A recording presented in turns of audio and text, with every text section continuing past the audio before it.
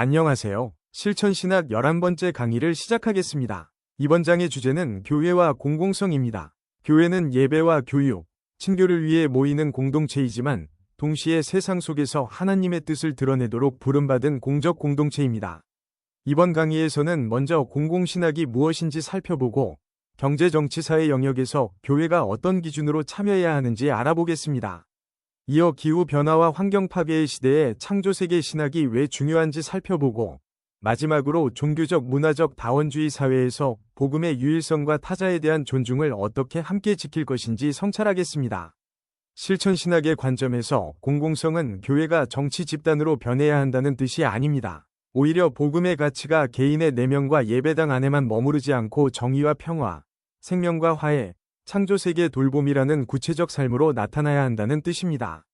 이번 장에서는 교회의 정체성과 사회적 책임을 서로 분리하지 않고 하나님 나라의 관점에서 통합적으로 이해해 보겠습니다. 제1절에서는 공공신학의 이해를 살펴보겠습니다. 공공신학은 교회와 신학이 교회 내부의 신앙 고백과 교리 체계에만 머물지 않고 사회의 공적 영역 속에서 책임있게 참여해야 한다는 문제의식에서 출발합니다. 전통적으로 신학은 교회의 신앙을 정립하고 보호하는 역할에 집중해왔지만 현대사회는 종교가 정치와 경제, 교육과 문화, 법과 환경 같은 공적 영역에서 어떤 의미를 가질 수 있는지 질문합니다. 여기서 공공성이란 개인과 사적 영역을 넘어 공동체 전체와 관련된 삶의 구조를 의미합니다. 공공신학은 교회가 정치 세력이 되자는 주장이 아니라 복음의 가치가 공적 삶에 어떻게 기여할 수 있는지를 신학적으로 성찰하는 작업입니다. 그 중요한 토대 가운데 하나가 창조신학입니다. 하나님께서 세상을 창조하셨고 인간을 그 안에서 살아가도록 부르셨기 때문에 세상은 단지 구원의 대상이 아니라 하나님의 사랑과 통치가 드러나는 장입니다. 따라서 교회는 세상과 단절된 공동체가 아니라 창조세계 안에서 책임을 감당하는 공동체로 이해되어야 합니다. 공공신학의 중심에는 하나님 나라 신학이 있습니다. 하나님 나라는 개인의 마음속에서 경험하는 영적 구원에만 머물지 않고 정의와 평화, 화해와 생명의 질서를 포함합니다.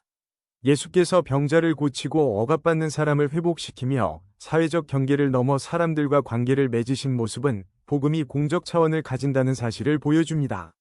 따라서 교회는 하나님 나라의 표지로서 사회 속에서 그 가치를 드러내야 합니다. 동시에 오늘의 다원주의 사회에서는 교회의 발언 방식도 달라져야 합니다. 과거처럼 교회의 도덕적 권위가 자동적으로 인정되는 시대가 아니기 때문에 독단적 선언보다 대화와 설득, 겸손과 경청이 필요합니다. 교회는 자신의 신학적 언어를 유지하면서도 사회가 이해할 수 있는 공통 언어를 찾으려 노력해야 합니다. 또한 가난과 불평등, 생명 존중, 환경, 인권과 같은 문제를 단순한 정치적 이슈로만 볼 수 없습니다. 이런 문제들은 신학적 성찰의 대상입니다. 다만 교회는 특정 이념에 종속되지 않고 복음의 기준에 따라 비판적으로 참여해야 합니다. 공공신학은 신앙이 개인의 사적 영역에만 머물 수 없음을 강조합니다. 현대사회에서는 종교를 개인의 선택이나 취향의 문제로 축소하려는 경향이 있지만 실제로 신앙은 우리의 가치 판단과 행동, 인간관계와 경제생활, 사회구조에 대한 태도에 영향을 줍니다. 따라서 교회는 공적 삶 속에서 신앙이 어떤 의미를 갖는지 분명하게 보여줄 필요가 있습니다.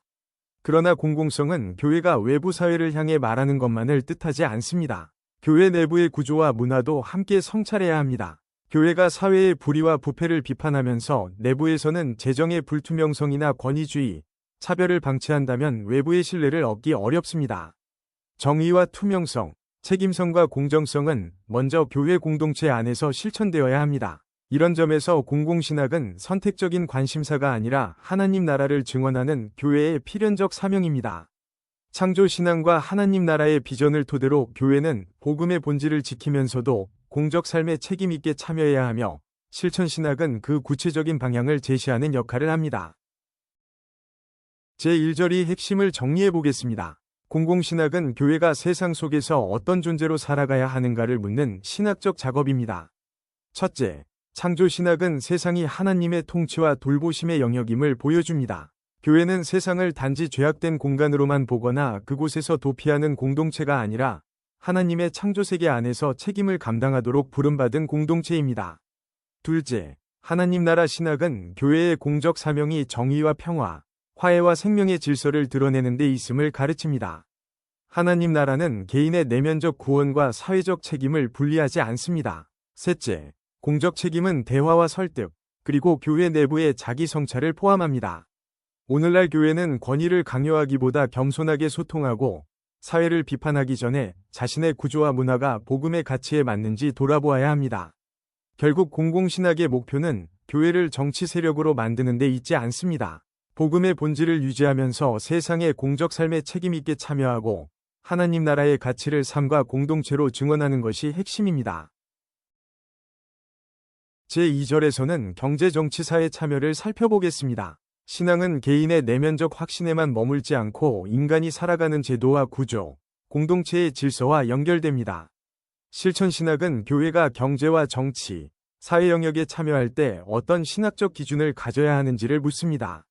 먼저 경제 참여는 인간의 존엄성과 정의에 대한 이해에서 출발합니다. 성경은 가난한 사람을 보호하고 희년제도를 통해 불평등이 영구화되지 않도록 하는 원리를 보여줍니다. 따라서 경제는 단순한 중립적 시스템이 아니라 도덕적 책임을 요구하는 영역입니다. 정치 참여에서는 권위에 대한 존중과 불의한 권력에 대한 비판이 함께 필요합니다. 교회는 무조건적인 복종이나 반대가 아니라 복음의 기준에 따라 분별해야 합니다. 사회 참여는 교육과 복지, 문화와 환경 등 다양한 영역을 포함하며 지역사회와 협력하여 공공의 선을 추구할 수 있습니다. 이러한 참여의 목적은 교회의 영향력 확대나 이미지 개선이 아니라 하나님 나라의 가치를 구체적으로 실천하는 데 있습니다. 교회가 신뢰를 얻는 길은 결국 말보다 삶의 일관성에 있습니다. 성경의 경제 윤리는 부와 가난, 노동과 소비를 신앙의 영역으로 바라보게 합니다. 구약의 희년제도는 경제적 불평등이 세대를 넘어 영구화되지 않도록 사회적 회복의 장치를 마련했고, 신약에서 예수께서는 하나님과 재물을 동시에 섬길 수 없다고 경고하시며 가난한 사람에 대한 관심을 강조하셨습니다. 이러한 가르침은 오늘날 복잡한 경제 구조 속에서도 중요한 신학적 자원이 됩니다. 현대 자본주의는 창의성과 기회를 제공하는 동시에 심각한 격차와 소외를 만들어낼 수 있습니다. 교회가 직접 경제 정책을 설계하는 기관은 아니지만 경제활동이 인간의 존엄성을 존중하고 약자를 보호하는 방향으로 이루어지도록 윤리적 기준을 제시할 수 있습니다.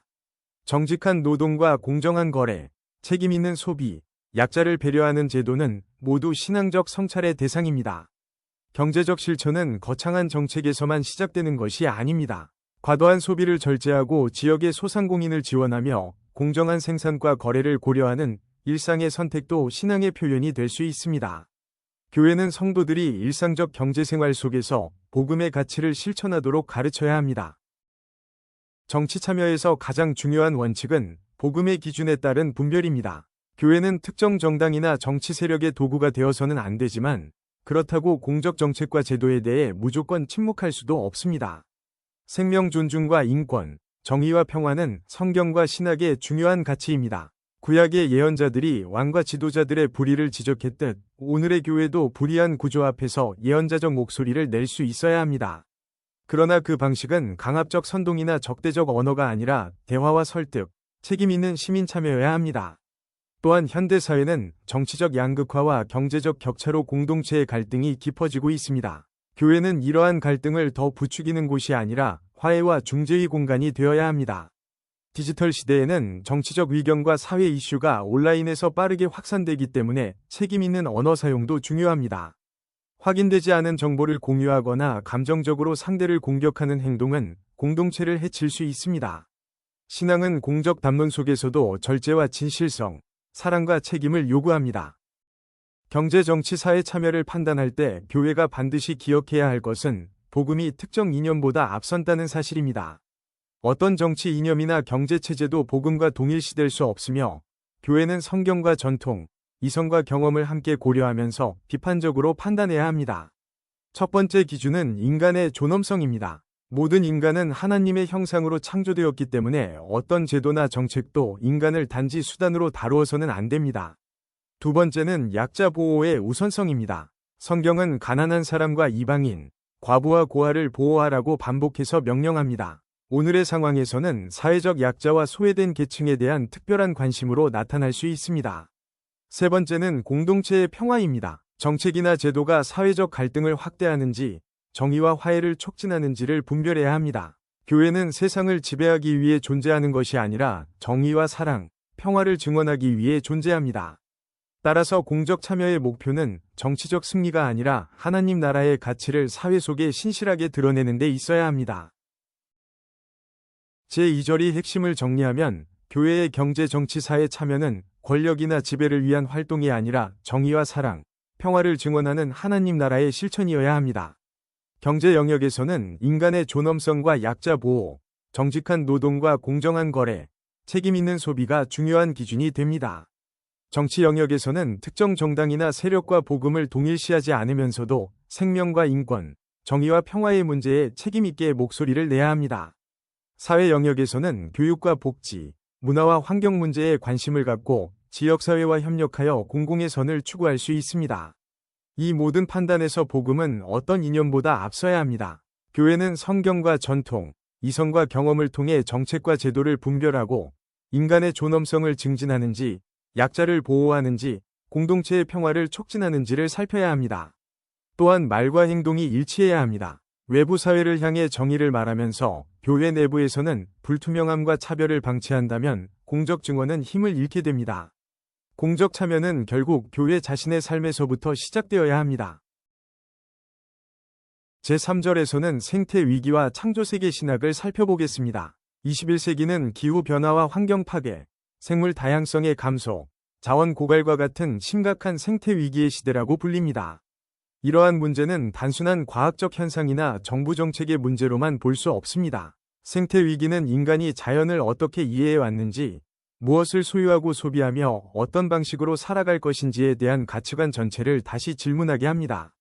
실천 신학은 이 위기를 창조세계에 대한 신학적 이해를 새롭게 정립하는 계기로 삼습니다. 성경은 하나님을 창조주로 고백하며 세상이 하나님의 뜻 안에서 만들어졌음을 증언합니다.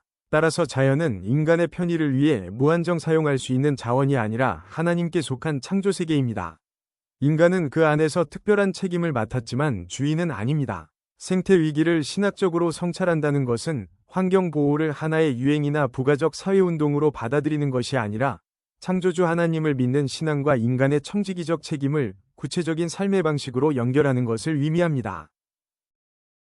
창조세계 신학의 출발점은 창조의 본질적 선함에 대한 믿음입니다. 창세기는 하나님께서 세상을 창조하시고 보시기에 좋다고 선언하셨다고 말합니다. 이는 물질세계와 자연이 본질적으로 선하며 하나님의 뜻과 사랑 안에 있음을 보여줍니다. 인간은 하나님의 형상으로 창조되어 세상을 다스리고 관리하도록 위임받았지만 이 다스림은 지배와 착취의 권한이 아니라 책임 있는 돌봄의 사명입니다. 청직이라는 표현은 인간이 주인이 아니라 하나님의 것을 맡아 관리하는 존재임을 강조합니다. 또한 성경은 구원과 창조를 분리하지 않습니다. 로마서 8장은 피조물이 함께 탄식하며 회복을 기다리고 있다고 말합니다. 이는 하나님 나라의 완성이 인간 영혼만이 아니라 창조세계 전체의 회복을 포함한다는 뜻입니다. 종말론적 소망은 현재의 환경 책임을 면제하지 않고 오히려 더 강화합니다. 샬롬의 비전도 하나님과 인간의 관계뿐 아니라 인간과 인간, 인간과 자연의 관계가 조화를 이루는 온전함을 포함합니다. 따라서 창조세계 돌봄은 정의와 평화, 구원의 통전적 이해와 연결됩니다. 생태 위기는 죄의 구조적 차원을 분명하게 보여줍니다. 탐욕과 과도한 소비, 무분별한 개발은 개인 몇 사람의 잘못만이 아니라 경제 시스템과 문화적 욕망 속에 깊이 자리 잡을 수 있습니다. 창조세계 신학은 죄를 개인의 도덕적 실패에만 한정하지 않고 사회와 경제 구조 속에서 반복되는 구조적 죄의 문제로도 이해하게 합니다. 또한 환경 문제는 사회 정의의 문제와 연결됩니다. 기후변화로 인한 자연재해와 식량 부족, 물 부족과 주거 불안은 종종 가난한 지역과 취약계층에게 더 큰 피해를 줍니다. 따라서 생태 위기 앞에서 가장 먼저 고통받는 사람들과 연대하는 것은 단순한 자선이 아니라 신학적 책임입니다. 디지털 시대 역시 생태 문제와 무관하지 않습니다. 온라인 쇼핑과 빠른 물류, 전자기기 생산과 교체는 편리함을 제공하는 동시에 자원 사용과 폐기물, 에너지 소비를 증가시킬 수 있습니다. 교회는 기술의 유익을 인정하면서도 절제와 책임 있는 사용을 가르쳐야 합니다. 신앙은 예배 시간의 고백에만 머물지 않고 소비 습관과 생활 방식에도 영향을 미쳐야 합니다. 교회의 생태적 실천은 신학적 신념에서 출발해야 합니다. 첫째, 예배와 설교, 기독교 교육 속에서 창조신앙을 분명하게 가르칠 필요가 있습니다. 창조주 하나님을 예배한다는 고백은 그분이 만드신 세계를 존중하고 보호하는 삶과 연결되어야 합니다. 환경보호가 단순한 사회적 유행이 아니라 신앙의 책임임을 공동체가 이해하도록 해야 합니다. 둘째, 교회의 운영 방식에서도 구체적인 변화를 시도할 수 있습니다. 에너지 절약과 자원 재활용, 친환경적 시설 운영, 지역 환경 보호 활동, 생태 교육 프로그램 등은 실제적인 실천의 예가 될 수 있습니다. 교회 건물과 행정 방식 자체가 창조 세계 돌봄의 증언이 될 수 있습니다. 셋째, 인간 중심적 구원 이해를 넘어 통전적 구원을 가르쳐야 합니다. 하나님의 구원은 인간의 영혼만을 향하지 않고 창조 세계의 회복을 포함합니다. 따라서 환경 문제를 교회 밖의 별도 이슈로 보지 않고 하나님 나라와 구원의 비전 안에 통합해야 합니다. 교회는 창조주 하나님을 예배하는 공동체로서 창조 세계를 돌보는 사명을 기쁨과 책임으로 감당해야 합니다. 제3절의 핵심은 창조신앙이 생태적 책임으로 이어져야 한다는 것입니다. 먼저 창조신앙은 세상이 하나님의 소유이며 본질적으로 선한 창조물이라는 사실을 고백하게 합니다. 이 고백은 자연을 인간이 마음대로 사용할 수 있는 무한한 자원으로 바라보는 태도를 거부하게 합니다. 둘째, 인간은 주인이 아니라 청직이라는 사실을 기억해야 합니다. 하나님께서 맡기신 창조세계를 책임있게 관리하고 다음 세대에게 건강하게 전달하는 것이 인간의 소명입니다. 셋째, 생태 위기는 개인적 죄뿐 아니라 탐욕과 과소비, 무분별한 개발을 반복시키는 구조적 죄를 성찰하도록 요구합니다. 넷째, 생태 정의가 필요합니다. 환경 파괴의 피해가 사회적 약자와 가난한 지역에 집중될 수 있기 때문에 창조세계 돌봄은 정의와 연대의 문제이기도 합니다. 마지막으로 하나님 나라의 비전은 창조세계 전체의 회복을 포함합니다. 그러므로 환경보호는 복음과 무관한 부가활동이 아니라 창조주 하나님을 믿고 예배하는 교회의 신앙적 실천입니다. 교회는 예배와 교육, 일상의 생활 방식과 공동체 운영을 통해 이 책임을 구체적으로 드러내야 합니다. 제4절에서는 다원주의 사회 속 복음 증언을 살펴보겠습니다. 오늘날 우리는 다양한 종교 전통과 문화, 세계관과 가치체계가 한 사회 안에서 함께 존재하는 환경 속에 살아갑니다. 사람들은 인터넷과 미디어를 통해 서로 다른 사상과 신념을 자유롭게 접하며 종교적 선택 역시 개인의 자유와 권리의 문제로 이해합니다. 이러한 상황은 교회에 중요한 질문을 제기합니다. 예수 그리스도 안에 있는 복음의 유일성과 보편성을 어떻게 분명하게 고백할 것인가? 그리고 동시에 다른 종교와 세계관을 가진 사람을 어떻게 존중하며 관계를 맺을 것인가 하는 문제입니다. 두 가지 가운데 하나만 강조하면 위험할 수 있습니다. 자신의 정체성만 강조하면 배타적 고립과 공격적 태도로 흐를 수 있고, 타자 존중만 강조하다 보면 복음의 고유성을 희석하는 혼합주의에 빠질 수 있습니다. 실천신학은 이 긴장 속에서 복음 증언의 방식과 태도를 성찰합니다. 핵심은 정체성과 환대, 진리와 사랑을 함께 붙드는 것입니다. 복음은 분명하게 고백되어야 하지만 그 증언 방식은 언제나 성육신적이고 관계적이어야 합니다. 다원주의 사회의 특징 가운데 하나는 절대 진리에 대한 회의와 상호 존중의 강조입니다. 공적 공간에서 특정 종교가 자신의 진리를 독점적으로 주장하면 배타적이거나 공격적으로 받아들여질 수 있습니다. 그러나 그렇다고 교회가 복음의 고백을 포기해야 하는 것은 아닙니다. 중요한 것은 증언의 방식입니다. 복음의 본질은 강요가 아니라 초대이며 논쟁에서 상대를 이기는 것이 아니라 사랑과 진리의 조화 속에서 그리스도를 보여주는 것입니다. 예수께서는 사마리아인과 이방인, 사회적으로 배제된 사람들과 대화하시고 함께 식사하셨습니다. 이는 복음 증언이 타자와의 관계를 끊는 방식이 아니라 그들의 삶 속으로 들어가 만나고 듣는 성육신적 방식이어야 함을 보여줍니다. 동시에 혼합주의도 경계해야 합니다. 모든 종교가 결국 같은 것이며 차이는 중요하지 않다고 말한다면 기독교 신앙의 고백적 정체성이 약화될 수 있습니다. 따라서 타자의 인간적 존엄과 신앙의 자유를 존중하면서도 자신의 신앙을 솔직하고 분명하게 고백하는 균형이 필요합니다. 이 균형에는 깊은 신학적 이해와 겸손한 분별이 요구됩니다.